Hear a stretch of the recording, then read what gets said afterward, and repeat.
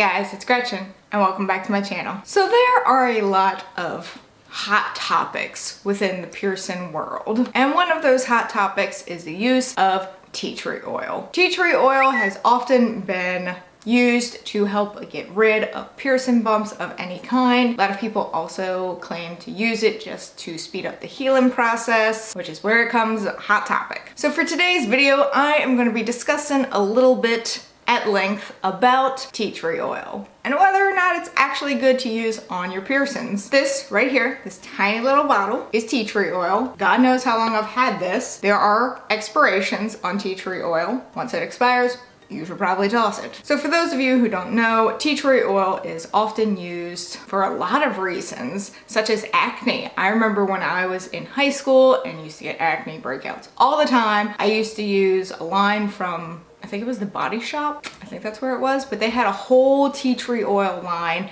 that was specifically designed for acne. It was like my favorite thing ever. I used it throughout middle school and high school. It was like a miracle worker for acne. As such, a lot of people use it on their piercings because acne is a bump. It basically dries it up. You have a piercing bump, you wanna dry it up, there's your tea tree oil. So a little background about tea tree oil. It has antimicrobial, anti-inflammatory, and antiseptic properties. Pretty strong. I mean, it's like a triple threat there. Bam, bam, bam. You knock out a whole lot with just tea tree oil. Tea tree oil also has wound healing capabilities. I've never tested it on if I got a cut or anything, if I fell and I got like this wound. I've never tried it on that, but from what I've read online, a lot of people use it for pretty much healing anything. As I mentioned before, tea tree oil is used to help shrink bumps. There are a variety of reasons why this occurs. Tea tree oil has a drying capability. However, with a miracle worker like tea tree oil, there are some downfalls to it and there are some side effects, and they can be pretty intense. So first of all, tea tree oil is super potent on its own. Just this little bottle of oil, this is 100% pure Australian oil. I don't know if they're all like that, but this one in particular is. It is so potent, you should never put this directly onto your skin. Like, just tea tree oil. In order to use tea tree oil properly, you do have to use something called a carrier oil. Basically what a carrier oil is it dilutes the intense oil, so the tea tree oil, and it carries it to wherever it needs to go, in this case to your skin. So you can use oils like almond oil, coconut oil, jojoba oil, things of that nature. That's gonna dilute it enough where it's not gonna cause an intense reaction once it hits your skin. You can also dilute it with water. If you don't have any of those carrier oils, water also works. So with anything, if you've never used it before, you should always conduct a patch test. Especially if you have not used tea tree oil before, you should definitely conduct a patch test. Basically what this is you take a little bit of tea tree oil, you dilute it, you just put a little bit on your skin somewhere, just a little tiny bit, just to see how you'll react to it. You may find that there's really no reaction and you can continue forward, but if you notice a reaction, do not use at all, especially on a piercing. If you find that you're having a reaction with your patch test, definitely don't continue on and put it onto a piercing, because the last thing you need to do is irritate a piercing any more than it may already be irritated. So the only time you should actually use tea tree oil on a piercing is if you notice a bump. You should not use it for everyday cleaning. That is not its purpose. That's not what it's intended for.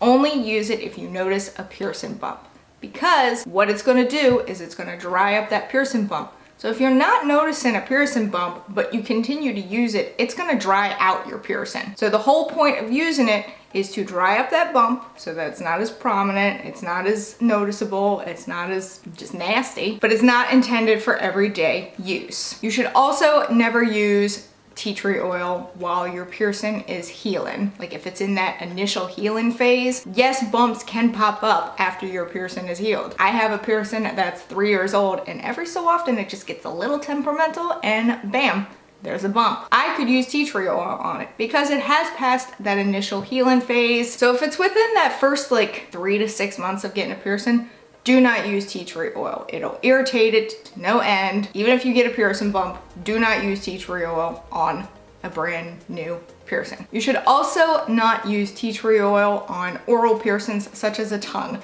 You should never ingest tea tree oil. You shouldn't ingest any essential oil, but for the purpose of this video, don't ingest tea tree oil. You could potentially use tea tree oil, say on the outside of a lip piercing. So like with my Medusa, if I got a bump on that, I could use it on this side. But I would not want to use it on the inside of my mouth. So with your tongue, with the inside of any lip piercings, do not use tea tree oil on it. You can use it on your ears, you can use it on your face, but do not ingest it. Again, always dilute tea tree oil. As with any essential oil like lavender, eucalyptus, peppermint, you should never put it directly onto your skin. Essential oils by themselves are too potent. They are too strong. They will cause irritation. Always use a carrier oil. When you use tea tree oil, you should always dab. Don't find yourself rubbing whatever site you're putting the tea tree oil on. You should always dab it. A lot of people recommend just using your finger.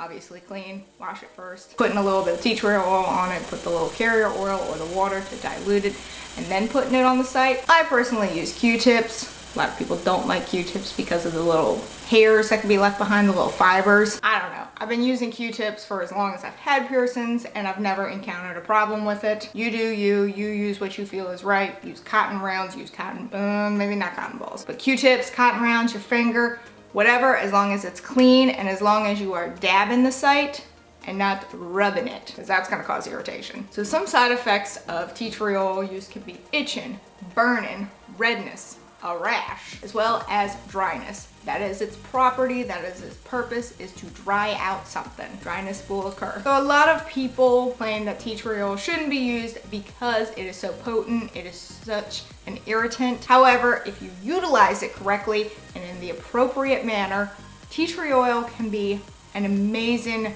healing mechanism for a piercing. So tea tree oil is not always gonna work, just like different methods of cleaning are not always going to work. It depends on your body, it depends on what's going on with your piercing. I personally recommend tea tree oil if you have tried other alternatives. If you've done your salt soaks, if you've been cleaning it regularly, if you've done antimicrobial soaps. If you have done all those things and nothing is helping, then that's when I would use tea tree oil. So I understand why people don't like tea tree oil, but at the same time, it can help. Let me know in the comments below if you have ever tried tea tree oil on a piercing yourself, what kind of result you had with it. Did it actually help? Did it make it worse? Did it really not do anything? I personally, every time I've used it on a piercing, I've noticed that it has at least diminished the bump, not entirely cured it, but I've noticed that it has diminished it. And when I use it on acne, it's the most miraculous thing ever. And if you're gonna use it on acne, also dilute it. Also, let me know in the comments below if you are on one side or the other of the tea tree oil argument. Again,